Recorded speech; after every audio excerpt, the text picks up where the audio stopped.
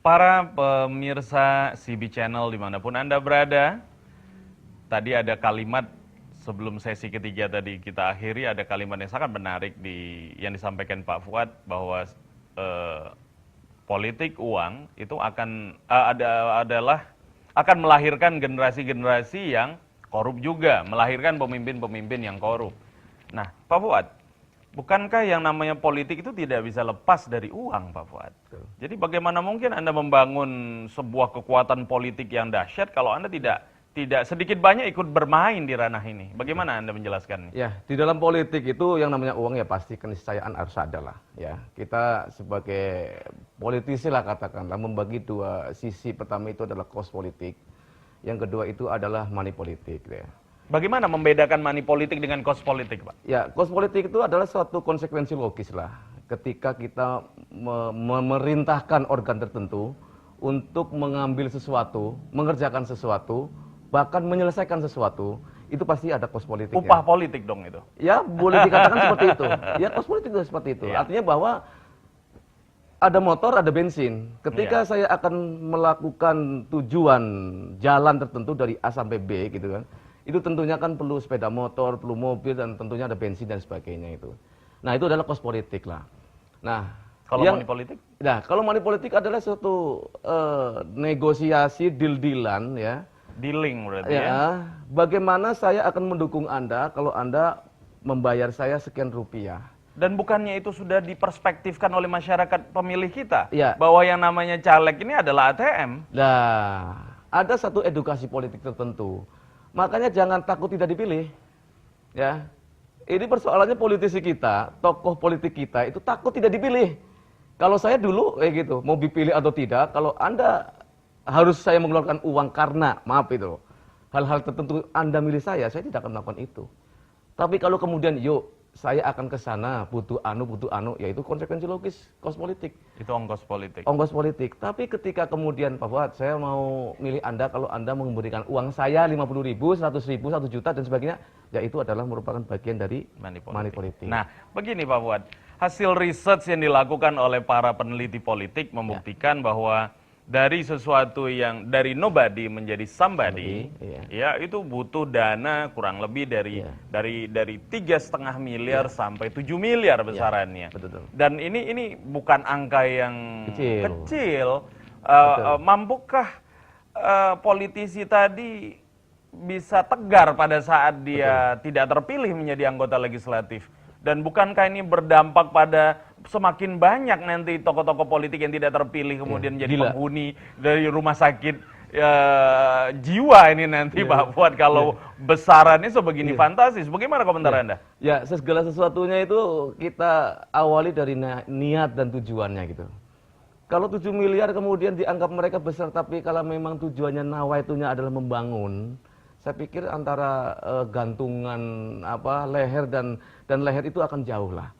Ya, artinya itu orang untuk stres, untuk bunuh diri itu jauh gitu. Tapi kalau kemudian niat dan tujuannya memang ansih kekuasaan, tidak ada satu niat bagaimana ketika kita mengeluarkan uang adalah sodako, sedekah dan sebagainya, saya pikir itu juga hal-hal yang tidak ada masalah. Artinya bahwa tergantung nawa itu dan tujuannya tadi itu. Orang mengeluarkan uang mungkin ya maaf aja, ya mungkin mengeluarkan uang di luar koridor itu kan tanda tanya. Ini memang benar-benar murni ngasih sedekah ataukah memang ada tujuan tertentu? Kan seperti itu. Tapi ya kita terlepas dari itu semua, mudah-mudahan ketika kita memberikan uang kepada masyarakat dan sebagainya, ya udah kita anggap aja angin lalu lah. Bagaimana Anda mengikat komitmen konstituen Anda dengan argumentasi yang Anda sebutkan tadi? Jangan-jangan nanti pada saat di penghujung pemilihan ada yang ngasih duit 100.000, 200.000 pada belok semua nih konstituen Anda. Ini salah satu syarat yang tidak tertulis oleh para caleg, untuk para caleg. Ketika mereka punya modal sosial yang cukup kuat di masyarakat, maka money politik itu sebenarnya tidak terlalu dituntut oleh masyarakat. Karena hari ini saya mungkin tidak dikenal di wilayah tersebut, mendekatkan diri saya dengan masyarakat itu mau tidak mau harus dengan uang. Karena apa? Nah, waktu orang saya nggak tahu kok, yang penting sini. Nah, itulah. Jadi memang ada persyaratan yang tidak tertulis di dalam satu KPU maupun di mana-mana bahwa namanya caleg itu benar-benar harus orang yang punya modal sosial tinggi. Sehingga harapannya ketika bertemu dengan masyarakat itu sudah bukan orang lain lagi. Nah, yang Anda maksud modal sosial, pada saat masyarakat minta bangunin jalan, dibangunin jalan. Iya, bukan seperti dibangunin itu. Masjid, bikinin masjid. Apakah itu disebut modal sosial, Pak Fuad? Itu salah besar itu persepsinya. Oh, salah besar. Benar itu. Karena ujung-ujungnya caleg ini jadi kontraktor, Pak Fuad ini. Kontraktor dan tadi ATM. ATM ya. Dan sinterklas lagi. Ya. Artinya gini Pak Edi, bahwa yang namanya modal sosial itu adalah orang itu memang sudah banyak berbuat baik di tingkat sosial. Bisa dengan pemikirannya, bisa dengan tenaganya, dan juga bisa dengan finansialnya. Nah, inilah yang kemudian menjadi salah satu alat ukur. Apakah money politik itu akan terus bergema atau tidak ketika caleg itu adalah orang yang punya modal sosial yang tinggi atau modal sosialnya cukup kecil. Itu money politik di situ kuncinya. Baik, Pak Fuad. Saya bisa menangkap ide besar Anda bahwa Anda sudah melakukan edukasi politik kepada masyarakat, para konstituen, bahwa Anda punya komitmen untuk membangun bangsa ini dan kita tidak mengandalkan politik uang untuk pemenangan PKB Depok ke depan. Baik, Pak Fuad, pertanyaan saya adalah, ini kan pemilu banyak-banyakan kepala. Ya, siap. Banyak-banyakan telunjuk yang nanti dicemplungin ke tinta. Oke.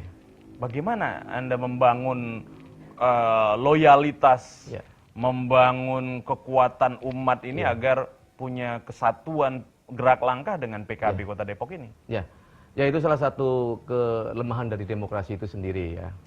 Tapi terlepas dari itu kelemahan atau kelebihan, saat ini yang paling terbaik adalah demokrasi.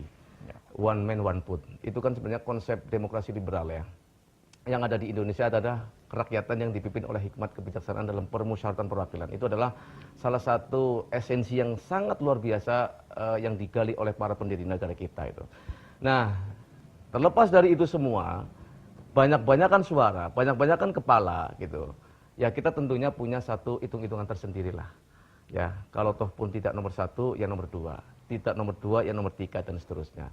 Nah, artinya bahwa kami menyiapkan perangkat-perangkat simpul-simpul yang kemudian menjadi satu ujung tombak dalam menyampaikan misi, visi yang ada di partai itu menjadi sesuatu yang menarik buat masyarakat.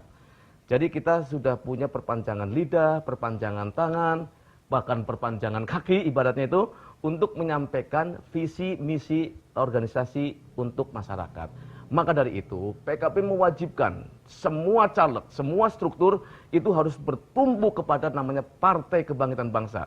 Jangan hanya dijadikan kendaraan, jangan hanya dijadikan pintu terbuka saja, tapi merupakan satu esensi yang harus dijalankan dalam rangka mencapai visi misi organisasi yang ada. Makanya saya selalu mengatakan bahwa nilai-nilai organisasilah yang paling penting. Karena dengan nilai-nilai organisasi, kita semua akan mampu bisa diterima oleh masyarakat. Tentunya dengan mengawal dari visi misi itu sendiri. Itu Pak Edi. Baik, Pak Fuad. Pemirsa, bahwa politik itu adalah sebuah keharusan karena bagaimanapun Anda tidak peduli politik, show must go on. Karena negara ini landasan bergeraknya adalah perpolitikannya sudah jelas. Artinya, karena politik ini nanti, pemilu ini nanti adalah banyak-banyakan kepala, tentunya yang terpilih sebagai pemenang nanti di dalam pemilihan anggota legislatif itu adalah jumlah konstituen terbanyak. Nah, jangan sampai politik menjadi politik dagang sapi, ya. Siapa yang berani bayar dia yang terpilih. Dalam sesi berikutnya yang akan kita kaji adalah sejauh mana seorang Muhammad Fuad mampu memetakan kekuatan PKB Kota Depok ini dengan partai-partai nasionalis yang ada di luar sana. Setelah pesan-pesan berikut, kita akan berdiskusi jauh lebih tajam dari session-session sebelumnya. Terima kasih.